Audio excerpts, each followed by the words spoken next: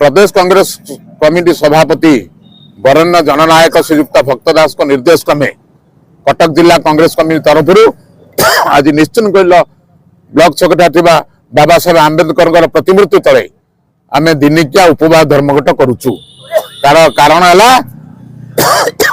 महात्मा गांधी को नाम नरवर काटिबा जी राम जी करवा तो ये हूँ प्रथम दिन धर्मघट आरंभ है। आज मास चलो प्रति पंचायत को जीवु, प्रति वार्ड को जीवु, प्रति बूथ को जीवु। ये हूँ आमर कांग्रेस दल निष्पत्ति एवं अल्प समय मध्य पूर्वतन सांसद जो रामचंद्र खुंटिया, पूर्वतन मंत्री श्रीमती विजयलक्ष्मी साहू एवं श्रीयुक्त पूर्वतन केंद्र मंत्री श्री श्रीकांत नाथ भी पहुंचे ए सभा स्थल में। विद्युत जो भाव आहत भाव वृद्धि कर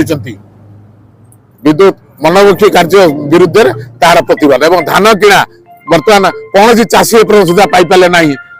तुम टोकन पाइपारे ना कौन सी चाषी बर्तमान हताश होती बाहर केमती चाषी 1800 टका धान बिके मिलर देवे